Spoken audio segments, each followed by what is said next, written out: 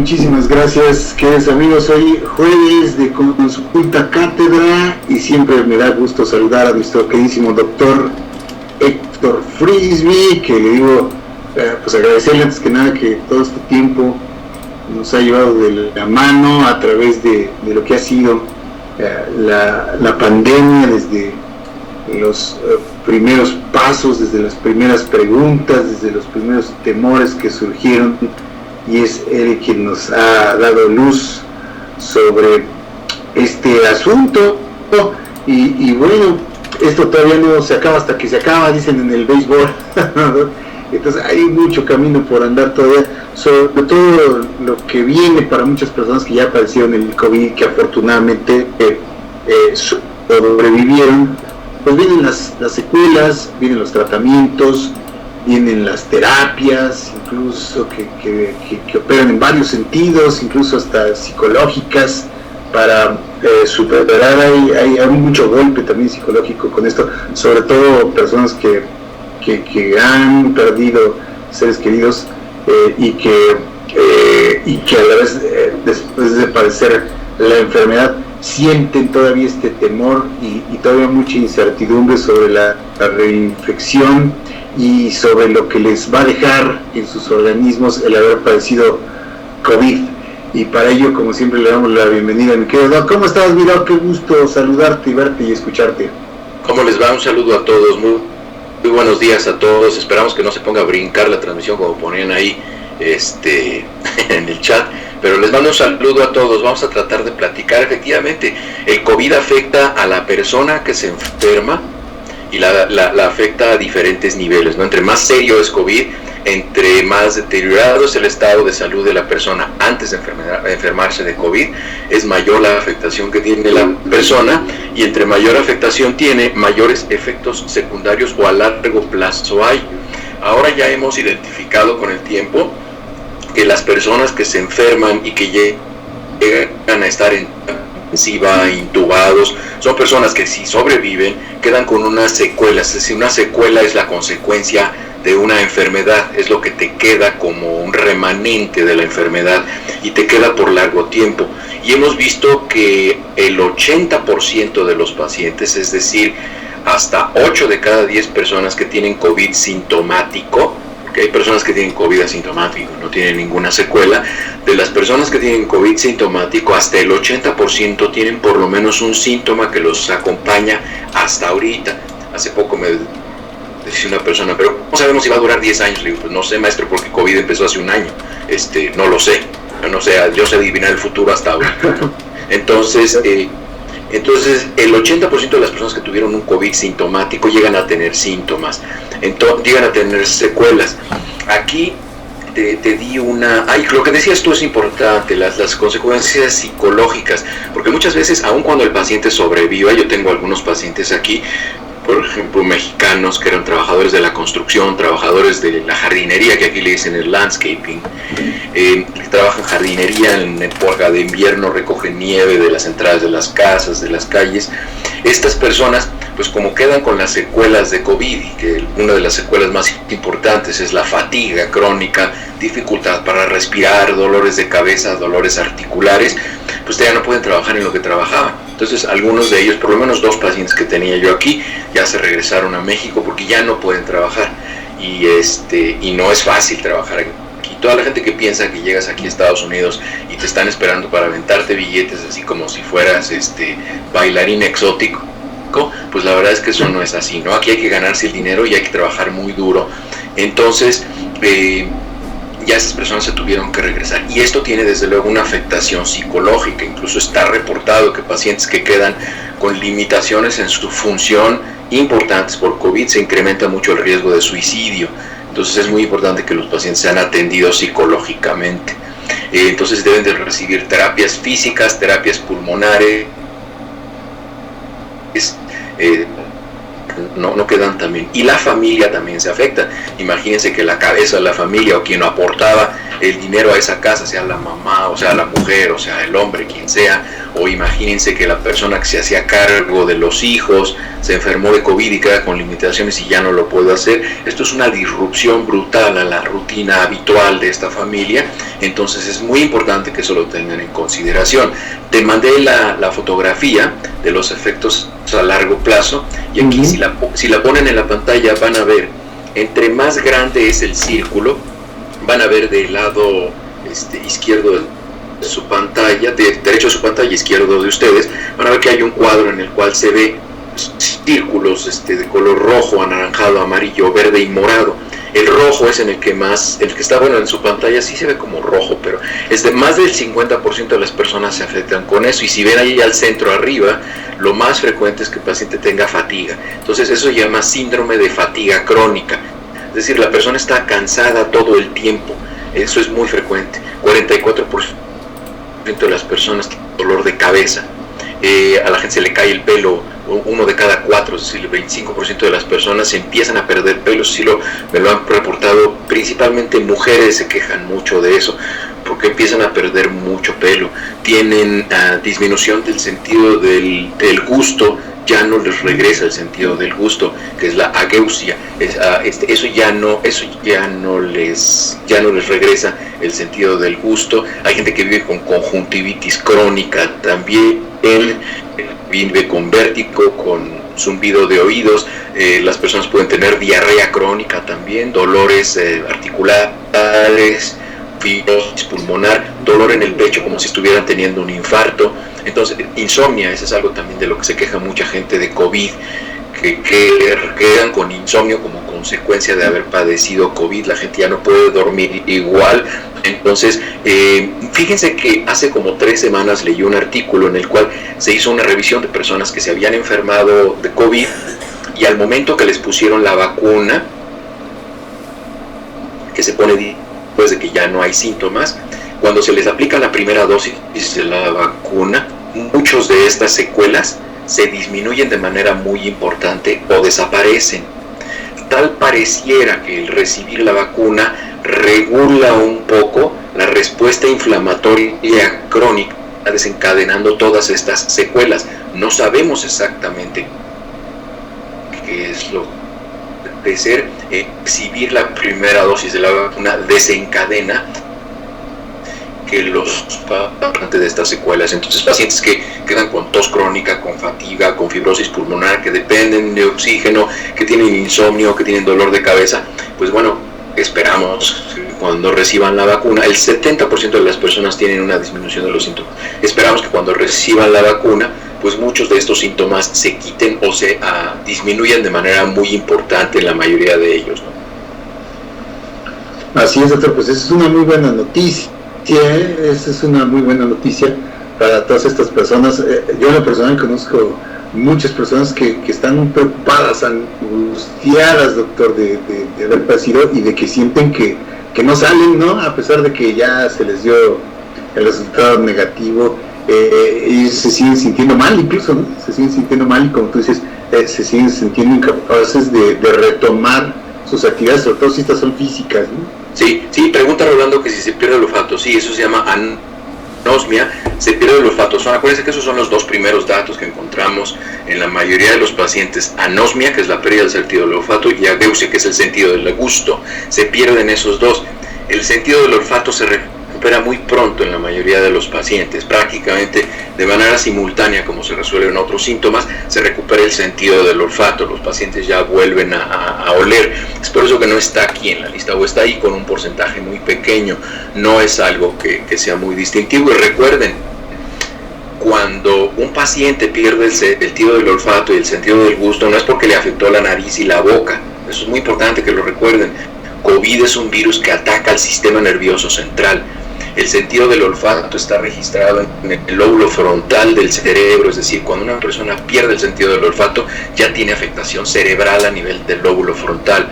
Y cuando pierde el sentido del gusto, ya tiene afectación del tallo cerebral, que no se registra en el par craneal, los pares craneales que se registra el sentido del gusto. Allí es donde se pierde, ¿no? Así es, doctor. Sí, y esto también contesta la pregunta que muchas personas hacen, si se vacunan una vez que hayan tenido esta enfermedad, y la respuesta pues ya nos habías dicho, sí, y sobre todo con esto que nos dices, que no había yo realmente escuchado, que les ayuda justamente a superar esas secuelas, pues es una muy buena noticia y una razón más para ponerse la vacuna, doctor. Así es, voy a buscar la nota y te la mando por si quieres ponerla en el noticiero, incluso la publicaron en un periódico, y sí, efectivamente se hace una revisión, no me acuerdo si fue en el Washington Post, ahorita me acuerdo en dónde fue, la publican, y sí, la gran cantidad de pacientes cuando reciben la primera dosis disminuyen mucho las secuelas, y todavía no llegaban a ponerse la segunda dosis cuando se estaba realizando el estudio, pero supongo que va a ser un poco mejor o quedarán igual, ¿no? Entonces, bueno, pues la vacuna también sirve de eso, y recuerden que hasta ahorita hay 5 variantes diferentes de COVID, entonces si a una persona le da COVID y dice, no, o sea, a mí ya me dio, yo ya no me vacuno, es un terrible error eso, porque les puede dar hasta 4 veces más COVID, ¿no? De las otras 4 variantes, y si se van a arriesgar a eso, la verdad es que yo creo que antes del tercer strike los ponchan. Sí, y en ocasiones, doctor, no sé si sea esto regla general, pero las reinfecciones suelen ser más fuertes e incluso fatales. Sí, exactamente, porque el paciente, como yo uso una palabra de boxeo, el paciente ya está tocado. Entonces el paciente pues ya es más susceptible de cualquier... Acuérdense que lo que pasa con COVID no es COVID el que mata o afecta al paciente. Lo que afecta al paciente es la respuesta inflamatoria que nuestro cuerpo genera. Entonces, si nuestro cuerpo ya está afectado por COVID exactamente en los sitios en los que COVID pega, si nos volvemos a infectar de COVID, esos sitios que ya están afectados van a ser afectados más, y entonces la respuesta inflamatoria va a ser mucho mayor. Entonces estos pacientes van a tener una respuesta mucho más exacerbada. Entonces es muy probable que un paciente reaccione de manera exagerada, y muchas veces este tipo de reacciones inflamatorias, alérgicas, son lo que matan al paciente. Es decir, por ejemplo, un paciente que es alérgico a los cacahuates, no lo matan los cacahuates.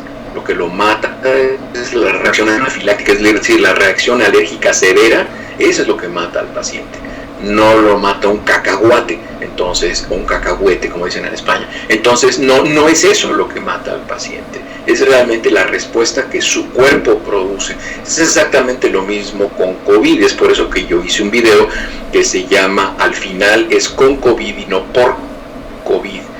Y ahí explico cuáles son las causas de muerte de las personas que se mueren con COVID.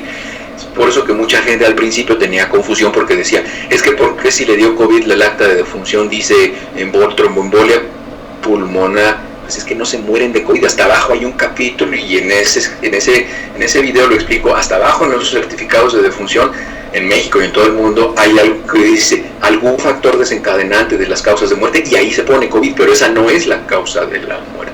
La causa de la muerte es una hemorragia pulmonar, una hemorragia cerebral, una tromboembolia pulmonar, pero no es COVID.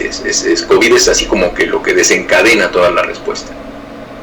Muy bien, doctor. Y sí, te preguntan nuevamente esto de las vacunas. Todavía está en fase experimental la posibilidad de ver si se pueden combinar vacunas distintas como primera y segunda dosis. Esto todavía no se está haciendo en ningún lado, doctor, entiendo. Están las propias farmacéuticas viendo cuáles pueden ser factibles de combinar eventualmente, al tiempo que están habiendo avances paralelos. Por ahí estaba escuchando de una vacuna que va a ser tomada, ¿no? Pastillas, una que va a ser inhalada, en fin, los científicos, la ciencia sigue trabajando denodadamente en perfeccionar, en avanzar y en tener opciones de vacunas, pero esto de combinar vacunas no se está haciendo todavía en ninguna parte del mundo, ¿verdad? Sí, se están haciendo 3 protocolos, y los 3 protocolos que están... Sí, no se están aplicando a la gente todavía, o sea, no, están en estudio, y se están utilizando 2 tipos de protocolos. Uno es en el que se utilizan diferentes marcas comerciales, por decirlo de alguna manera, de la misma estrategia inmunológica, es decir, que se utiliza la de Pfizer y la de Moderna, que son dos que utilizan RNA mensajero. Y también se están haciendo protocolos en los cuales se ensaya, por ejemplo, la de Johnson & Johnson, que utiliza adenovirus con una de RNA mensajero. Entonces a unos les ponen una dosis primero y otra después y otra dosis primero, pero para que podamos tener los resultados de esto, pues necesitamos vacunar a una cantidad de pacientes que sea representativa y compararla con otro grupo de pacientes que tiene que ser homogéneo, es decir, un número de mujeres, el mismo número de hombres, el mismo número de personas, hombres, mujeres que tengan hipertensión, que sean obesos o que fumen, o al número de personas que tengan diabetes. Es decir, hay que hacer dos grupos homogéneos para que luego los podamos comparar. Ninguna persona de ese grupo se le dice si se le puso una combinación de vacunas o se le pusieron las dos vacunas de la misma. Eso es lo que es un estudio aleatorio doble ciego, es decir, es un estudio que se hace de manera aleatoria en dos grupos y doble ciego, porque los pacientes ni que las vacunas, claro, si es combinación o es una sola la vacuna, ¿no? Entonces, y solo así se pueden obtener resultados confiables en los cuales es 3 o 4 meses por lo menos, ¿no? Muy bien, doctor. Muy bien. Pues lo mejor con la vacuna, quien tenga la oportunidad de aplicársela, porque es la mejor manera de estar preparados y de seguir avanzando en el control de esta situación, doctor. Ya estaremos desde luego viendo todos estos avances en cuanto a los medicamentos. Se sigue trabajando también incluso en medicamentos, no solo en vacunas, en medicamentos para tratamientos, ¿no, doctor? Ya directamente. Claro. Por ahí salió un medicamento, ahorita no me acuerdo, que tiene un nombre muy raro, ahorita se me fue el nombre, pero ya salió un medicamento que tiene una disminución de la velocidad de la replicación viral. El único inconveniente de este tipo de medicamentos, como el oseltamivir, que es el que se utiliza para la influenza, son medicamentos que tienen que dar muy al principio de la enfermedad, tienen horas la persona inicia con síntomas, y muchas veces la mayoría de los pacientes que buscan atención por COVID lo buscan 5 días después de que empezaron con los síntomas. Entonces es un momento en el que ya el medicamento pues ya no va a alcanzar, ya no va a poder disminuir significativamente la replicación viral de forma tal que el curso de la enfermedad se modifique, ¿no? Entonces ya es inútil utilizarlo, ¿no? Entonces, ¿no? Como siempre, doctor. Sí. Y dice Paco, ¿existe vacuna de una sola dosis? Sí, la de Johnson & Johnson, que ya está aprobada, ¿verdad? Ayer. Efectivamente, la vacuna de Johnson & Johnson, yo creo... La China, ¿no? Yo creo que la vacuna, estaban haciendo un protocolo en China para ver si su vacuna podía ser de una sola dosis y alcanzaba una eficacia significativa o representativa. Estaban haciendo los protocolos, pero hasta ahorita solamente la de Johnson & Johnson. Lo que pasa es que acuérdense que esto también es una competencia comercial, y entonces quieren ver pues cuál se posiciona. Es un poco lo que está pasando con la vacuna de AstraZeneca, ¿no? Como están peleados ahí en la Unión Europea con lo del Brexit, y esto también influye un poco en esto de la vacuna, pero es muy buena. Veía por ahí que decía Rolando que hace Rolando con sus cosas del gobierno, todo mete el gobierno, no desconfía de las vacunas y protocolos, ni desconfías de este gobierno. La vacuna que te pongan, póntela, Rolando, ya te he dicho que no te distraigas con esas cosas. La vacuna que te ofrezcan, ponte esa, y esa te sirve, y ya, y eso te va a proteger, y a seguir adelante y a lo que sigue, ¿no? No estar viendo la vida a través del retrovisor, sino del parabrisas. Entonces hay que ir para adelante. Pónganse la vacuna que tenga. Mucho que no la veía, es la hija pródiga, dice que ahí le pusieron AstraZeneca. Me da mucho gusto, Paloma, un gusto saludarte, gusto verte nuevamente por aquí, y qué bueno que se ponga la vacuna que esté disponible. Todas las vacunas que hay ahorita son buenas. Acuérdense, la vacuna de influenza está considerada una buena vacuna, y la vacuna de influenza tiene una eficacia del 56%, y está considerada una buena vacuna. ¿Qué significa esto de 56%? de enfermarse una persona de influenza, tiene 56% de probabilidades menos de tener una enfermedad grave. Eso es lo que significa ese 56. No significa que 56% de las personas que se vacunan se infectan y se enferman. No, eso es lo que significa la eficacia. Y ahora las vacunas tienen una eficacia mucho más alta, pero eso no significa que una vacuna que tiene el 75%, por ejemplo, es una vacuna que no tiene una eficacia efectiva. Ninguna tiene tampoco como la de influenza, y la de influenza era considerada una muy buena vacuna. Entonces, pónganse la que les toque, la que les ofrezcan, la que haya, pónganse esa y sigan con esa. O sea, y si no, puedes irse para allá contigo, doctor, a ponérsela también, porque ya ves que se están yendo muchos mexicanos. Pues fíjate que ayer me habló, la semana pasada me habló un doctor de Perú, que es gastroenterólogo, y está viendo la posibilidad de irse a México, porque él tiene doble nacionalidad. Él en realidad es mexicano, pero se fue hace muchísimos años a practicar medicina en Perú. Él es cirujano, gastroenterólogo, endoscopista, y él estaba pensando venirse para acá, para allá, para México, para ponerse la vacuna, porque México es el país de Latinoamérica que está vacunando más gente. Entonces, a mí me llama mucho la atención que vean aquí Estados Unidos como que hay mucho, y aquí pues sí hay muchas vacunas y todo esto, pero no es tan fácil. O sea, son más leyendas urbanas que la realidad. Entonces, también la gente de Centro y Sudamérica pues ya está viendo a México como un país líder en vacunación, porque es el que más está vacunando, ¿no? Doc, va solo. Ok. Bueno, creo que Jorge se perdió, amigos. Entonces, les decía que bueno, pues la gente se está yendo a México a vacunar.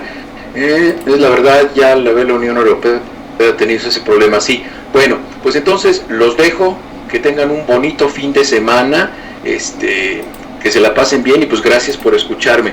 Ahí los dejo con Dani, que va a poner un corte, y pues que tengan un muy buen día. Muchas gracias.